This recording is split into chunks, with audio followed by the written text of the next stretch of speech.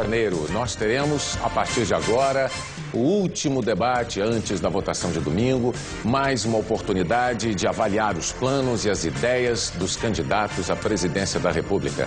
Estão conosco aqui José Serra, do PSDB, Marina Silva, do PV, Dilma Rousseff, do PT e Plínio de Arruda Sampaio, do PSOL. Os demais candidatos, Ivan Pinheiro, do PCB, Levi Fidelix, do PRTB, José Maria, do PSTU, José Maria Eimael, do PSDC e Rui Costa, do PCO, não participam do debate por não terem representação na Câmara e nem atingido 3% das intenções de voto. Este posicionamento dos candidatos aqui no estúdio foi estabelecido num sorteio. Agora nós vamos ver um resumo das regras do debate. Em 4 blocos de debate, os candidatos farão perguntas entre si. No primeiro e no terceiro, os temas para essas perguntas vão ser determinados por sorteio. No segundo e no quarto, tema livre. Os candidatos fazem as perguntas sobre os assuntos que quiserem. No fim do quarto bloco, cada um poderá fazer suas considerações finais. Quando o bloco for de tema determinado, primeiro será sorteado o tema e depois o nome do candidato que vai fazer a pergunta. A cada nova pergunta será sorteado um novo tema. O debate tem a seguinte mecânica: o candidato sorteado para abrir o bloco escolhe quem vai responder e tem 30 segundos para fazer a pergunta. O escolhido tem 2 minutos para responder. Quem perguntou tem 1 minuto para réplica. Quem respondeu também tem 1 minuto para a tréplica. A segunda pergunta será feita pelo candidato que respondeu a primeira e assim por diante. O candidato terá sempre que perguntar a um adversário que ainda não tenha falado no bloco. O último a perguntar fará necessariamente a pergunta a quem abriu o bloco. Esse mecanismo foi criado pelo matemático Oswaldo de Souza, visando ao equilíbrio e garantindo que todos perguntem e respondam uma vez por bloco. O candidato que abre o bloco não participa do sorteio para escolher o candidato que abre o bloco seguinte. Se um dos candidatos se sentir ofendido ou caluniado pelo oponente, ele pode pedir o direito de resposta, que será analisado por mim e pela produção do programa. Se o pedido for considerado procedente, o direito será concedido imediatamente. Como acontece em todos os debates promovidos pela Rede Globo, a preocupação maior de todos nós é que esse encontro seja útil para você, eleitor. Por isso, nós pedimos que as discussões sejam civilizadas e sem grosserias. Eu peço a todos os convidados aqui que se mantenham em silêncio durante todo esse debate para não prejudicar nem os candidatos e nem aqueles que nos acompanham pela TV.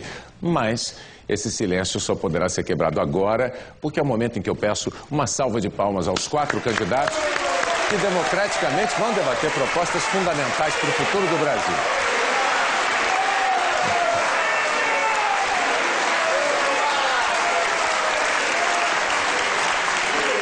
Pronto, já temos os candidatos sorrindo, devidamente aplaudidos, obrigado. Então, agora o que a gente vai fazer, seguindo as regras do debate, é sortear o primeiro tema a ser debatido. Ele está desse lado aqui da caixinha. O primeiro tema é legislação trabalhista.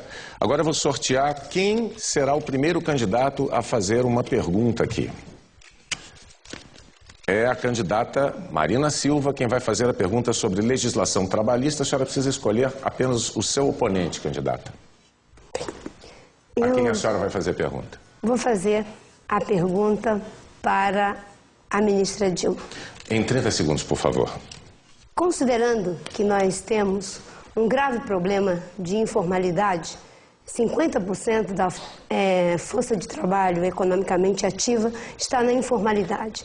O que você pretende fazer para reduzir esse grave problema que ameaça a condição de vida digna, inclusive os direitos trabalhistas dos cidadãos brasileiros? 2 minutos para a resposta, candidata. Boa noite aos telespectadores e aos candidatos.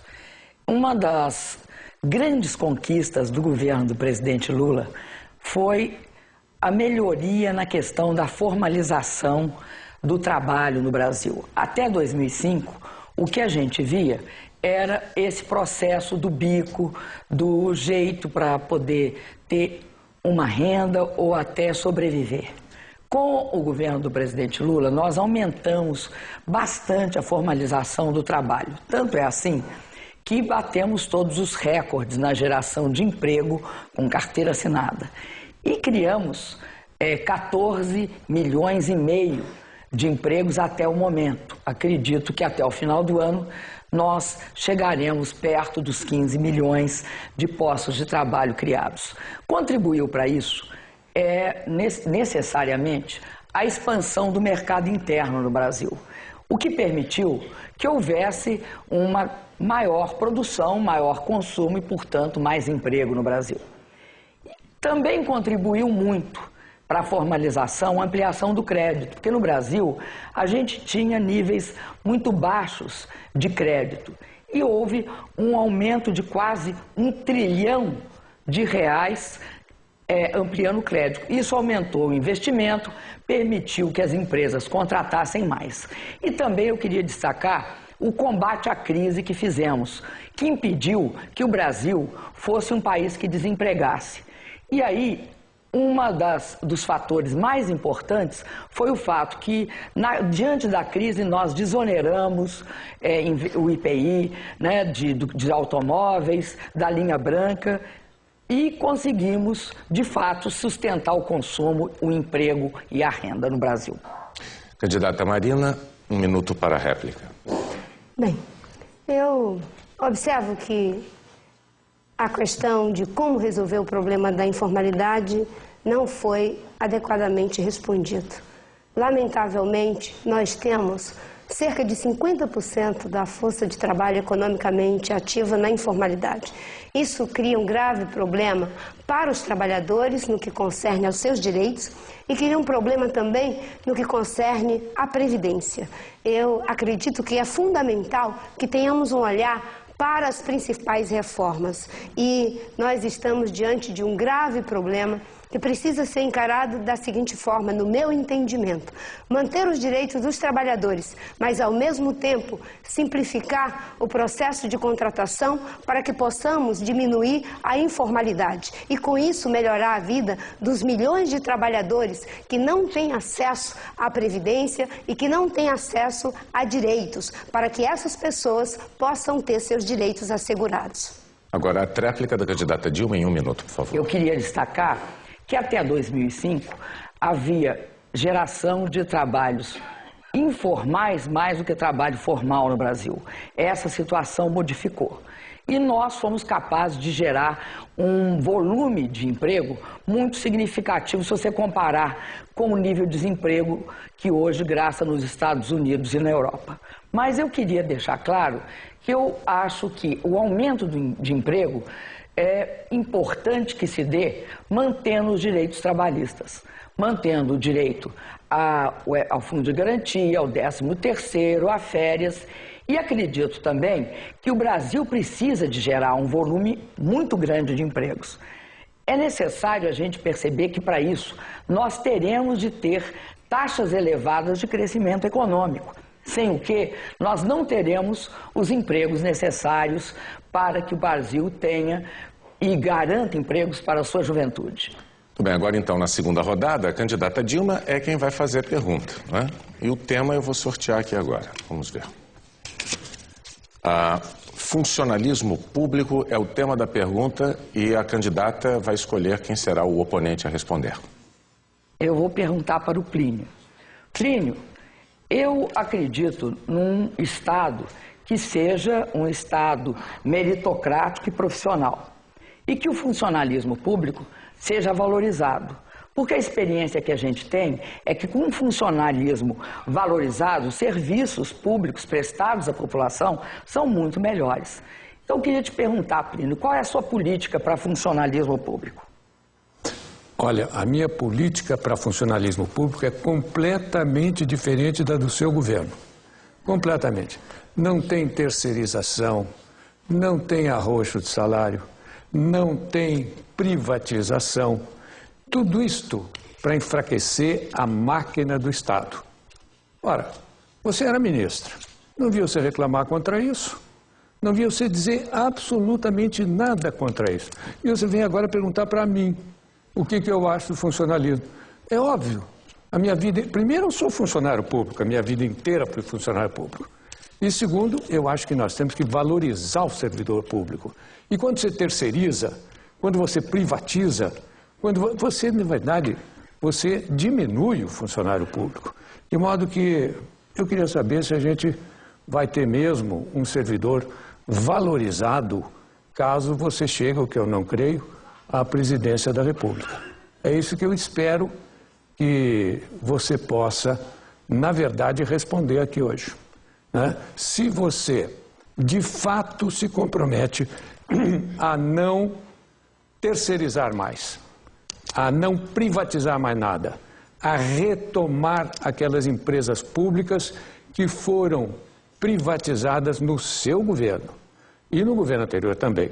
Aqui sobrou para todo mundo, porque de fato todos estão nessa faixa neoliberal, todos estão pelo capital, ninguém aqui está nem pelo funcionário e nem pelo operário. Essa é a verdade dessa eleição. É isso que precisa ser dito aqui e que vai ser dito hoje neste debate democrático que nós estamos travando aqui na Rede Globo. 1 minuto para a réplica, candidata.